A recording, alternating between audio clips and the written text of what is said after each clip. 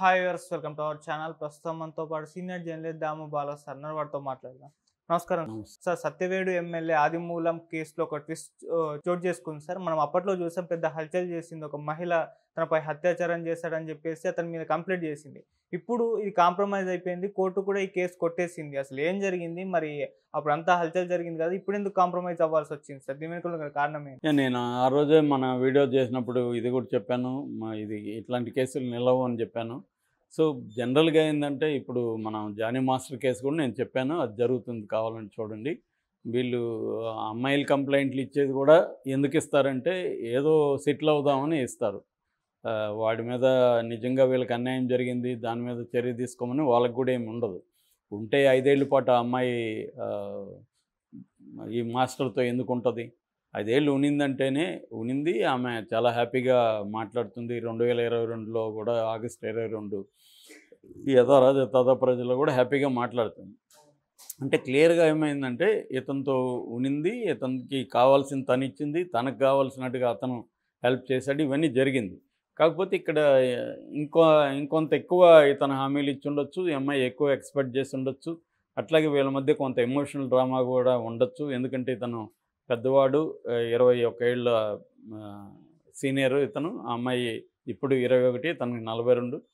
So, ఆ అమ్మాయి వేరే అఫైర్‌లు కూడా తన ఈక్వల్ ఏజ్ వాళ్ళతో అఫైర్‌లు కూడా ఉండొచ్చు. అలాంటి ఎమోషనల్ డ్రామా కూడా ఉంటది.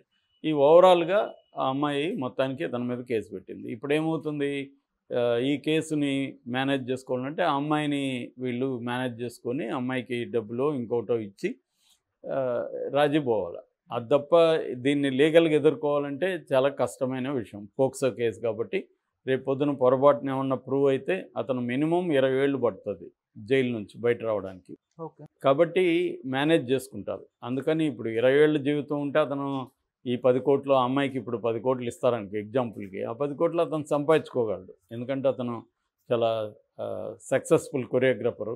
కాబట్టి పోతే పోయిందనుకోని సెటిల్ చేసుకొని జరుగుతుంది. సేమ్ ఆదిమూలంలో జరిగింది. ఆదిమూలం కేసు ఏంటి? కోనేటి ఆదిమూలం ఆయన సత్యవేడు దళిత ఎమ్మెల్యే, రిజర్వ్డ్ కాన్స్టిట్యుయెన్సీ. గతంలో వైసీపీలో ఉన్నాడు 2019 నుంచి 24 వరకు. తర్వాత ఆయనకి టికెట్ జగన్ రిజెక్ట్ చేశాడు. నీ మీద సర్వే చేసాం, నువ్వు గెలవు అని చెప్పి చెప్పారు. దాంతో ఆయన అక్కడున్న పెద్దిరెడ్డి రామచంద్రారెడ్డి మీద తీవ్ర ఆరోపణలు చేశాడు. అతను సత్యవేడు నియోజకవర్గంలో అంతా కూడా మొత్తం వనరులంతా కొల్లగొట్టాడు. ఇసుక కావచ్చు, ఇక్కడున్న వనరులన్నీ. నేను దళితుడు కాబట్టి నా మీద కక్ష కట్టాడు, ఇవన్నీ చెప్పాడు. ఈ లోపల చంద్రబాబు ఆఫర్ ఇచ్చాడు. చంద్రబాబు పార్టీలో తెలుగుదేశంలో చేరాడు. టికెట్ ఇచ్చారు, గెలిచారు. అప్పుడు ఈయన వైసీపీలో ఉన్నప్పుడు వరలక్ష్మి అని మహిళా విభాగానికి, తెలుగుదేశం మహిళా విభాగానికి జిల్లా అధ్యక్షురాలు. సో, తిరుపతి జిల్లా. ఆమె కేవీవీపురం అని అక్కడ మండలం ఉంటుంది. ఆమె ఆ ఊరు. సో, ఆమె ఇతనితో గతంలో పోరాటం చేసింది. దాని తర్వాత ఇతను తెలుగుదేశంలోకి వస్తున్నప్పుడు కూడా ఆమె గట్టిగా వ్యతిరేకించింది. అట్లా వాళ్ళిద్దరి మధ్య ఫ్రిక్షన్ ఉంది, గొడవలున్నాయి. ఓకే. ఆ తర్వాత టికెట్ ఇచ్చిన తర్వాత ఆమె గెలుపు కోసం కృషి చేశానని చెప్తుంది. నిజంగా చేసిందా లేదో మనకు తెలీదు. ఏదేమైనా వీళ్ళిద్దరి మధ్య గొడవలు ఉన్నమాట వాస్తవం. ఈ క్రమంలో ఆమె సడన్‌గా ఒకరోజు హైదరాబాదు ప్రెస్ క్లబ్‌కి వచ్చి ఇక్కడ మీటింగ్ పెట్టింది. ముసుగేసుకొని వచ్చి ఒక వీడియో కూడా మీడియాకి రిలీజ్ చేసింది. ఆ వీడియోలో ఒక హోటల్‌లో ఆదిమూలం ఒక అమ్మాయితో శృంగారంలో ఉన్న దృశ్యాలున్నాయి. సో, ఇది ఆహ్, భీమాస్ ప్యారడైజ్‌లో చేశారు. నన్ను మొత్తం 3 సార్లు వెళ్ళాను. సో, ఫస్ట్ టైం వెళ్ళిన తర్వాత ఇట్లా నన్ను లోపరుచుకున్నాడు, బెదిరించాడు. దాని తర్వాత లోపరుచుకున్నాడు. అది నా భర్తకు తెలిసింది. ఎందుకంటే అర్ధరాత్రి మెసేజ్‌లు, ఫోన్‌లు చేసేవాడు.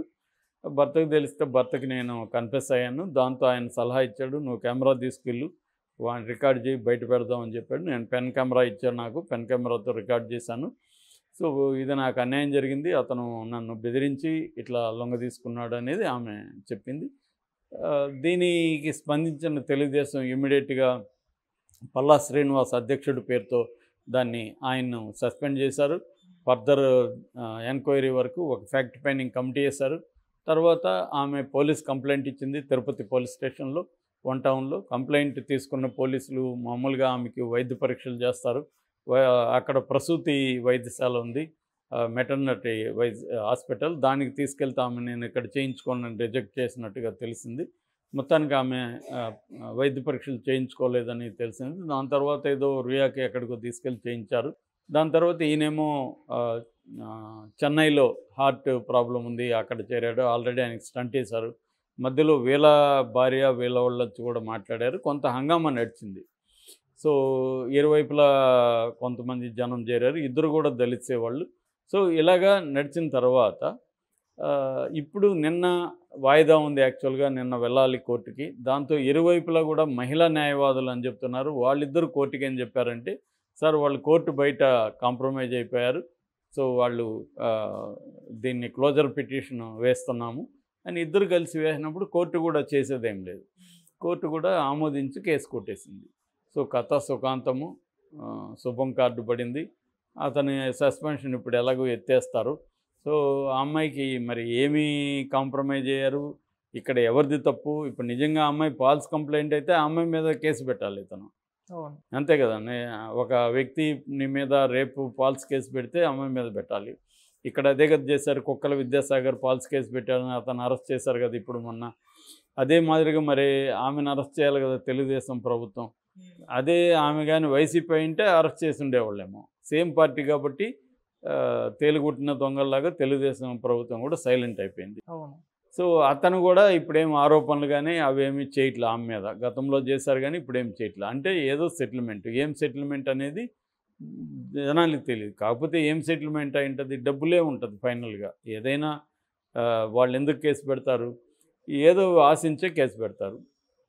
సో మేబీ హస్బెండ్కి తెలిసిపోయి ఎలాగూ జరిగిపోయింది కదా భార్య, దీన్ని డబ్బులన్నా లాగదాం వాడి దగ్గర అని ఉన్న డ్రామా ఆడారు అనేది తెలీదు. మేబీ ఏదేమైనా అది బ్లాక్మెయిల్ టాక్టిక్సే. ఖచ్చితంగా ఆమె సమ్మతి లేకుండా కూడా అదేమీ ఫోర్స్ఫుల్గా జరిగే వ్యవహారం లేదు. అది క్లీన్గా అది వీడియో పెట్టి తీసిందంటే ఆమె సమ్మతితోనే చేశారు.